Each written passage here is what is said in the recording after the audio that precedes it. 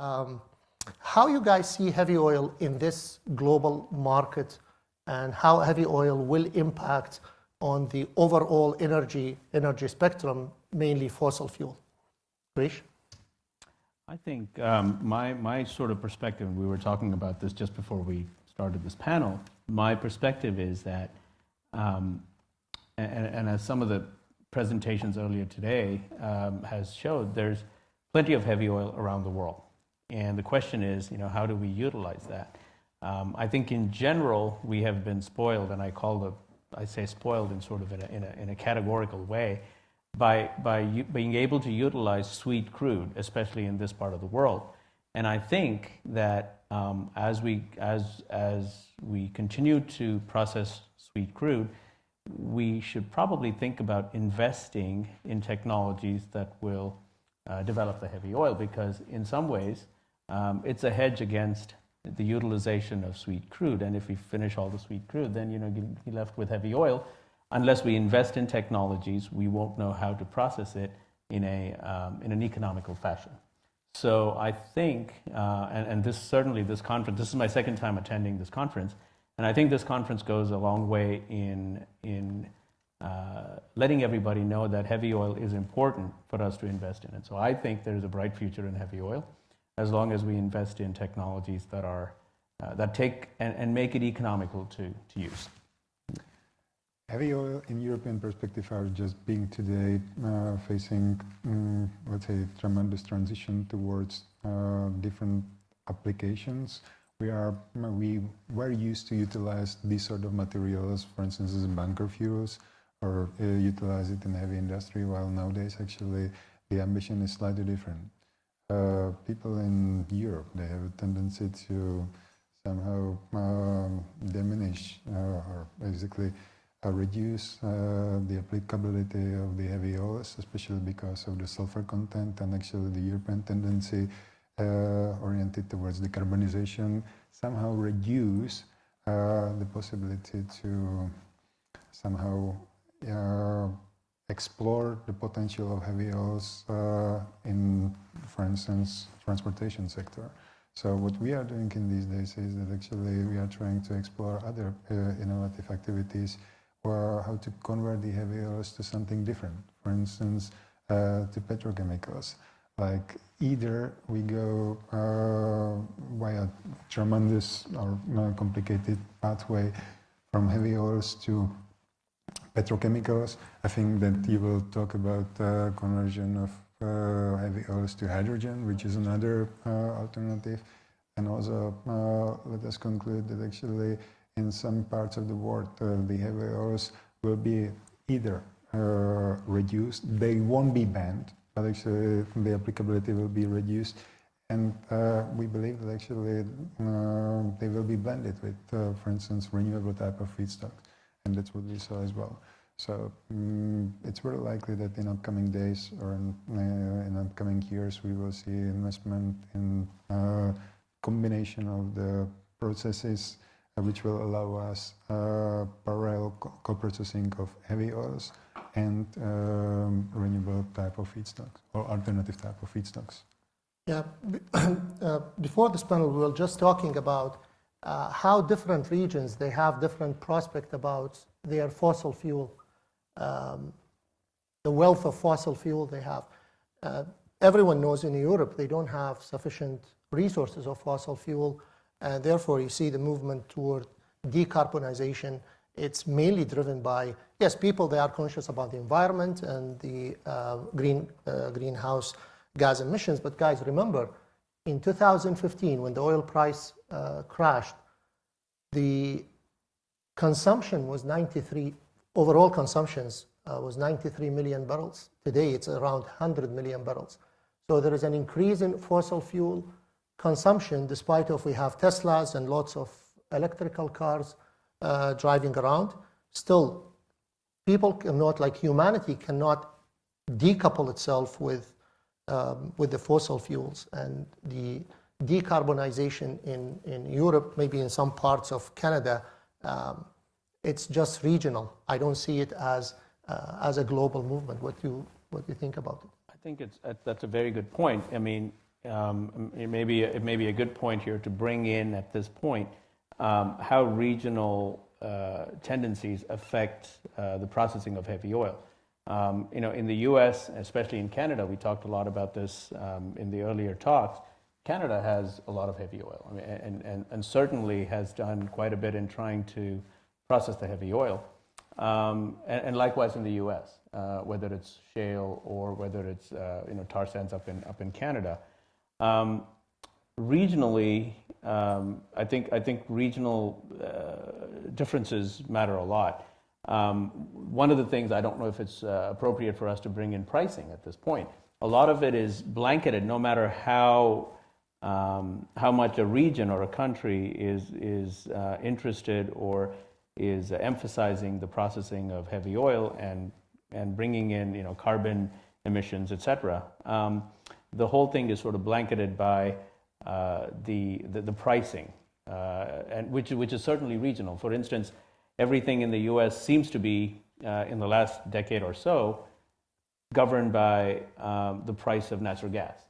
And so the perspective in the U.S., and I can certainly speak a little bit to that, is that anything and everything that is pertaining to heavy oil or upgrading or technologies that upgrade the heavy oil from a regional perspective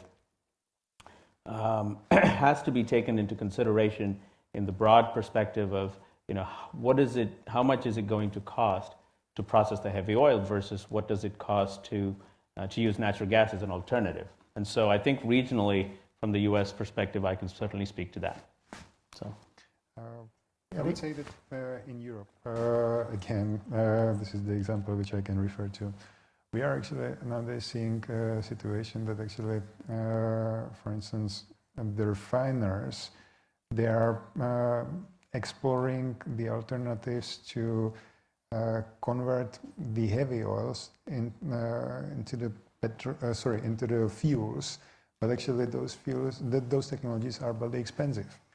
And actually, not everybody is willing to invest quite a lot of money with the potential income in 20 years. And actually, over the next 10 years, there's going to be let's say, some kind of prediction what will happen. Are we going to still produce bunker fuels, for instance? But if we don't produce the bunker fuels, do we have already any alternative? Well, for instance, with regards to the alternative, we can speak about condensates from pyrolysis of the waste tires. We can talk about condensates from pyrolysis of the waste plastics. These sort of materials can, let's say, replace the market with heavy oils. But from our perspective, those technologies are not matured yet. So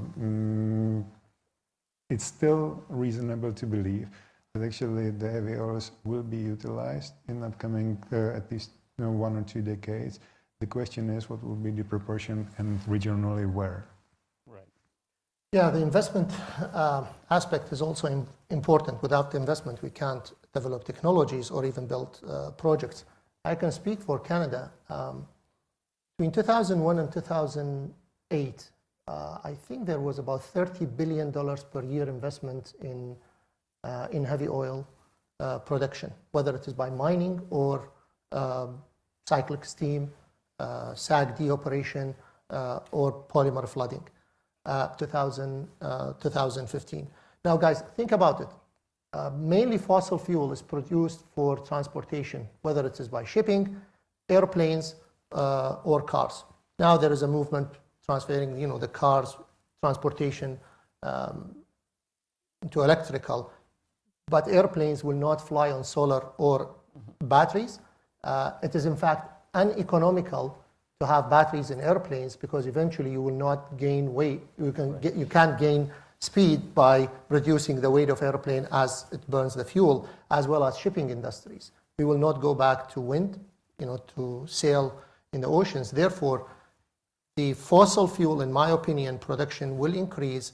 Maybe it will slow down. The ratio of the percentage of the increase will slow down, but still the population is growing, and investment should come back to this sector. And here I'm talking about Canadian perspective.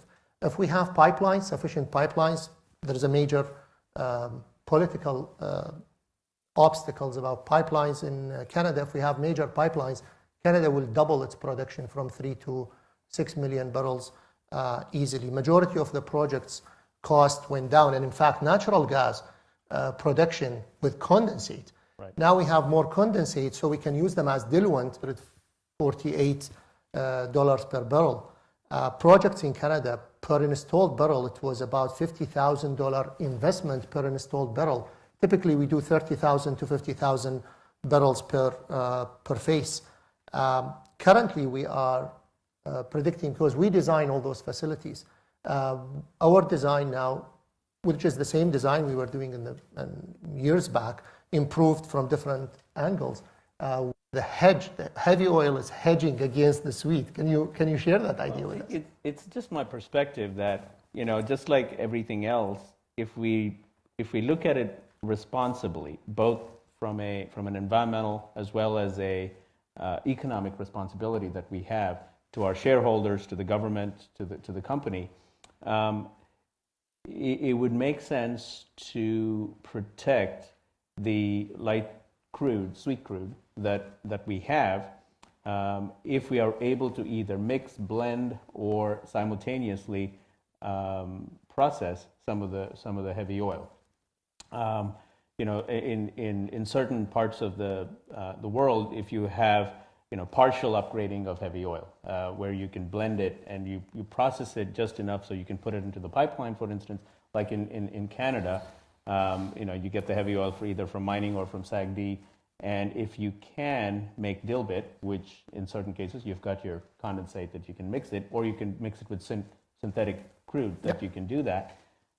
My perspective is that responsible processing, both environmental as well as economic responsibility that we have to, whether it's the shareholders or to the government or to the oil company, it would make sense for us to co-process the heavy oil, even though there might be an abundance of sweet crude. That's just my perspective. I don't know what you think about that.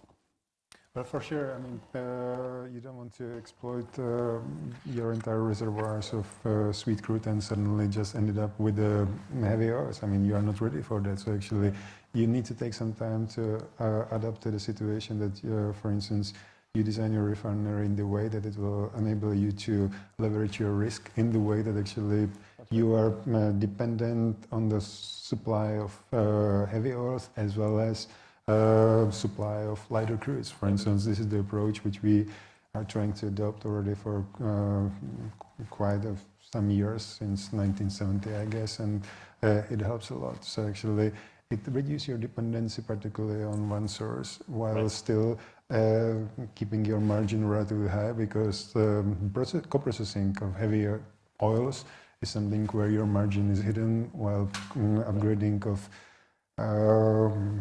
light sweet crudes to fuels especially becomes less profitable in European region in these days, to gasoline mainly. That's right. Yeah, another point I would like to drive to you guys. Oil companies is not that villain who we are just polluting the globe. Oil companies are responsible on all the ambulances driving from houses to hospitals, carrying sick people and trying to rescue their lives. Again, back in Canada, we were producing a barrel of oil by consuming 3 barrels of water. Currently, we are producing a barrel, that was about 15 years back. Currently, we are producing a barrel of oil by consuming 180 liters of water, which is 0.18 barrel of oil. So we come way in being environmentally responsible and produce oil in more responsible manner. Despite in Canada we have 20% of the world fresh water, by the way. Still, we are very consciously looking into developing our resources and consuming less of resources to produce a barrel of oil. Now, do you guys think, this is a question to you, and again, by raise raising hand. Do you think the innovation leads the environmental and regulatory requirements, or vice versa? So let me to ask the question differently. Do you think that regulatory drives the innovation in heavy oil industry? So if it is yes, please raise your hand. Okay, now that's about 5%. 95% thinks that the innovation is leading the regulatory, and regulatory is lagging the innovation. Am I right? I'm expecting now 95% hands to go up. Well, that's another 5%. Where is the other 90? They're still thinking. Thinking. They're still thinking. It's both. Again, it's regional. Thank you so much. I think it's also regional. In Europe, I think regulatory requirements drives innovation. In other parts of the world, I think the innovation drives the regulatory requirements. And the IMO, it is the IMO, I call it Clean Seas Act. There is a reason why I call it Clean Seas Act. The International Marine Organization, they have this new standards for shipping fuel. Shipping fuel has about 3 to 3.5%, and correct me if I am wrong, I know it's about 3 to 3. Yes, still have. Still have, yeah, 3 to 3.5% sulfur in the bunker. And International Marine Organization, by 2020, they mandated that to be 0.5.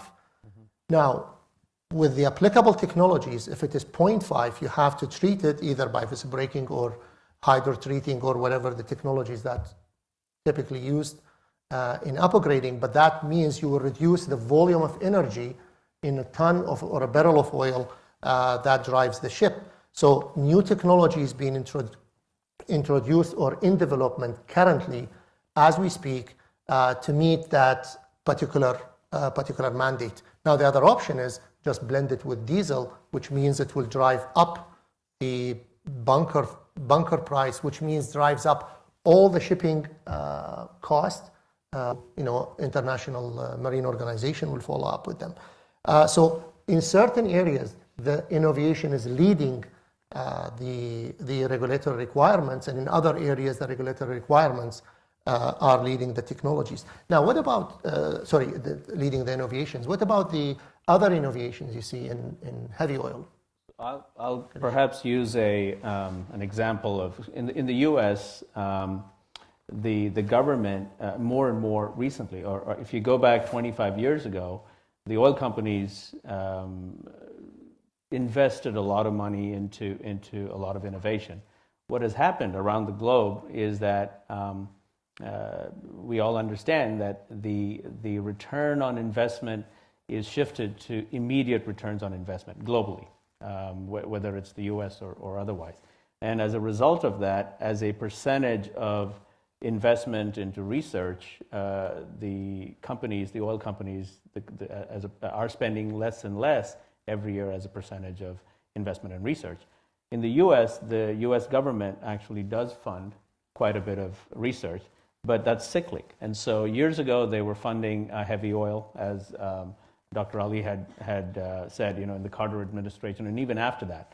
But now they aren't funding as much. But as an example, we talked to a number of oil companies and said, what are your immediate needs? And if you could tell us your sort of ideal scenario, what would you do if you had a lot of heavy oil or for instance, vacuum tower bottoms in a refinery, VTB or ATB? What would you use it for? And they said, especially as they process more and more heavier and sour crudes, they said hydrogen would be a very important product. If we could convert it to hydrogen economically, that would be great. So we then leveraged some of the funding from the government and decided to develop a process. And we now, after about 8 years, have a patented process that we have where we take vacuum tower bottoms or ATB or any kind of fuel that is being either not underutilized in a refinery and convert it to hydrogen to top up the refinery or to use it in hydroprocessing. So that's just an example, and I can certainly only speak for the U.S. perspective, that as the investment in technology that the refiners are continuing to underspend, we are looking to other resources to try and bring innovation. And certainly we hope to keep innovation leading the environmental regulation in the U.S. So that's sort of my perspective as far as the U.S. is concerned. With regards to Europe again, the situation is not black and white. Well, I would say that actually we are now facing, let's say, the point where the European Commission is actually implementing, let's say, a new regulations which were, however, designed by the oil companies. So the oil companies are basically collecting their innovative ideas, made some common consensus, what should be the future of the quality of the fuels, and then try to promote this idea towards, let's say, the European Commission. And if European Commission applies or agrees on that it has some decarbonization drive, it has innovative drive, then they are willing to support the activities using the public funds. This is happening especially in Western region, while at the same time impose new regulations which will define, for instance, the IMO 2020 Act is basically defining that actually the entire production of heavy oils in Europe should be reduced, or especially we should talk about marine fuels. Over the last, I would say, 5 to 7 years, there was a panic in Europe. What will happen? Are we ready? Everybody was actually in panic, and suddenly the year 2020 is just behind the doors, and not everybody adapted their technology to the production of low sulfur fuels. But actually we need to ask why, because the expectation is that in Europe we will still produce the bunker fuels by, like you already mentioned, by blending of diesel into the marine fuels, but this will only solve the problem in our region.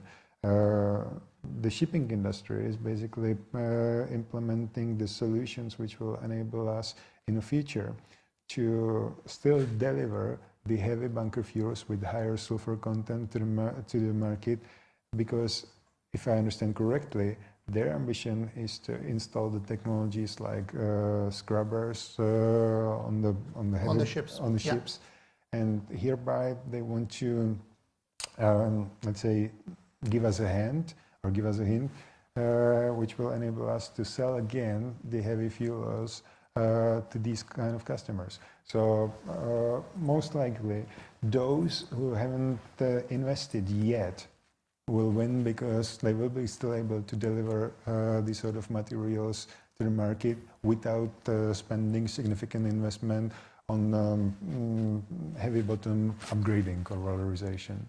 But this is just one part of the story. We also need to understand that actually there is some innovation with regards to the decarbonization, like we already said, and actually currently we are talking about the sulfur, but in the upcoming future we should expect also some reduction of carbon in the fuels that will be utilized even in transportation sector. Like you said, it's not likely that the plane will utilize the battery pack because it's body heavy, and actually simply the plane cannot bear such a weight on the board. But what is likely to happen is that actually some of these fuels will be replaced by some renewable materials. For instance, I'm not sure if you are familiar with the current situation in Sweden. Sweden is suffering this year, or let's say Swedish airlines are suffering from very low demand of the customers, and it's mainly because simply it's not popular to take the airplane in order to enjoy the vacation time somewhere in Mediterranean Sea for Swedish people. Simply the millennium generation is adopting, or actually it's rising a red flag, and actually as a consequence of that the SIS airlines are facing significant drop in their shares just because we don't have the alternative yet.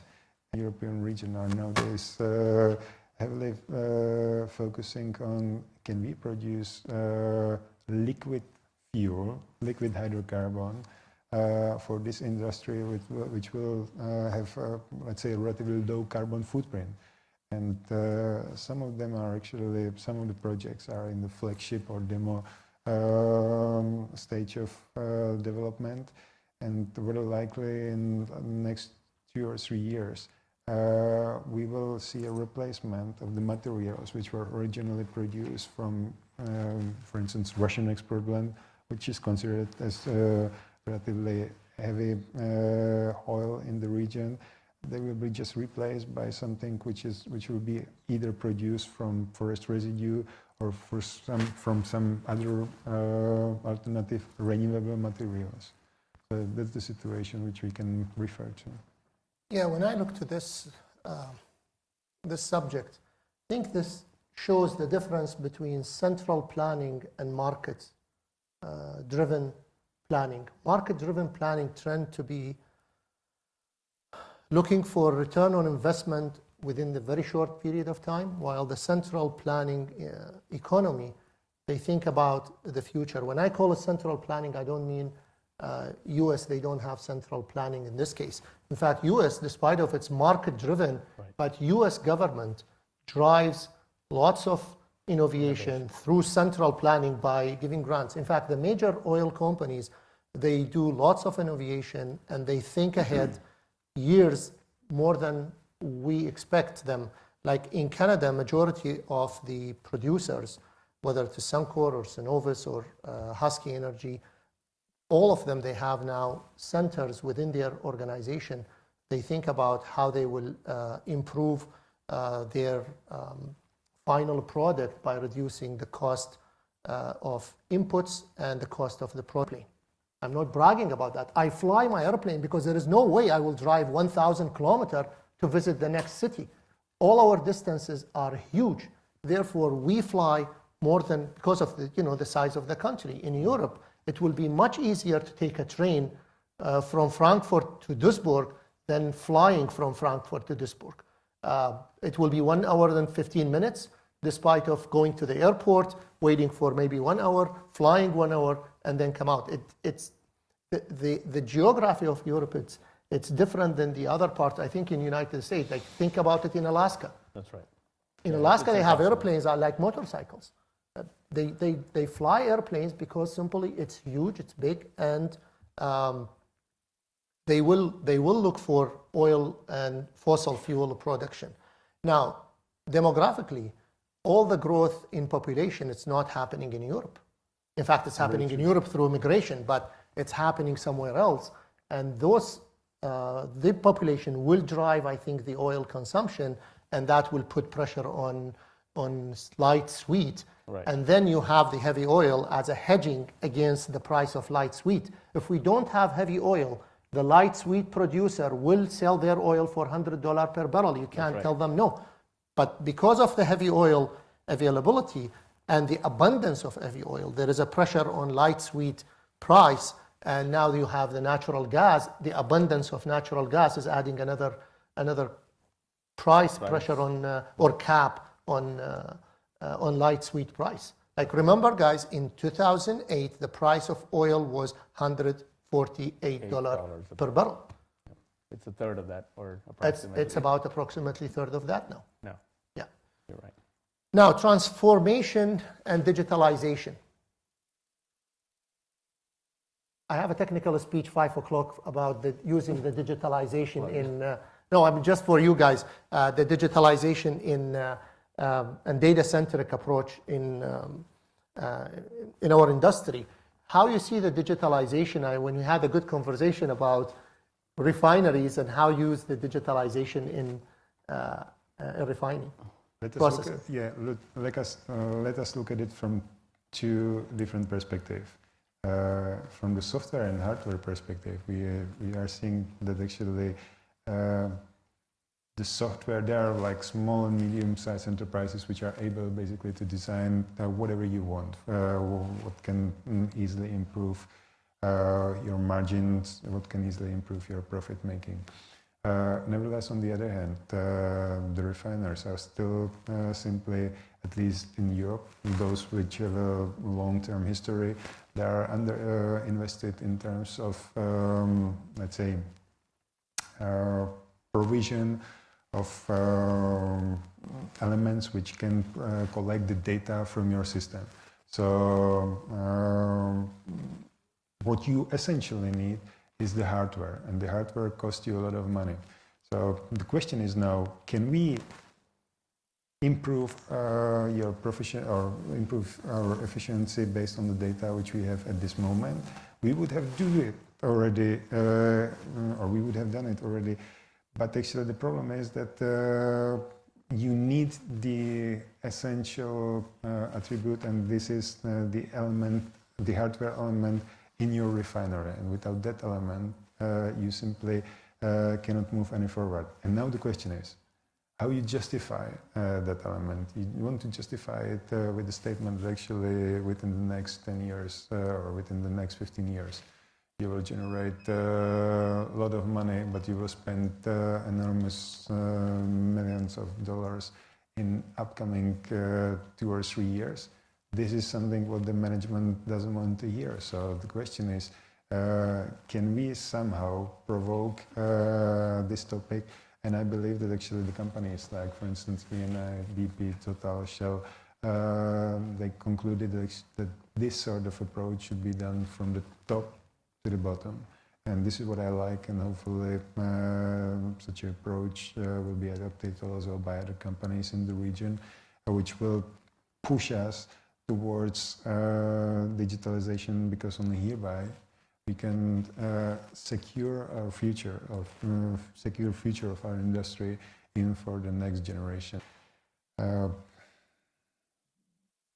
Push from the other industry like energy sector or from renewable sector, let me put it this way, by industry. I think, I know from sort of an innovation perspective as well, for people who are in the innovation sector, knowing or digitizing everything is you can change the process, how quickly you can utilize data almost instantaneously to either innovate a new process or to change the process that's already a new process, so it adapts itself to the refinery or to the oil and gas sector. So it's absolutely important, certainly. So. Yeah, in fact, I agree with Yuri about the digitalizing a project exists, and running and collecting data is not that easy. In fact, it's cost prohibitive sometimes. However, with the advancement in technology, the price of the equipment and the gadgets is getting cheap to the point that you can deploy them fast and quick in refineries. And from my point of view, it's a matter of time. In Canada, we have small gadgets. We put them on compressors and pumps all over the the country, and collect data, and all those data get analyzed, and we know which pump needs some replacement or maintenance or checking because of the vibration increased in that pumps. And those gadgets are small. We have balls. You can drop them while you are building a pipeline, and it will give you the health of that pipeline over the next 25 years, because it will have sensors and detect what's going on in that pipeline. So I think it's a matter of time that digitalization will take us over for existing projects. For new projects, I think it's part of the new trend, because it's much easier to digitalize at the start of the project rather than trying to to do it by the end of or during the operation.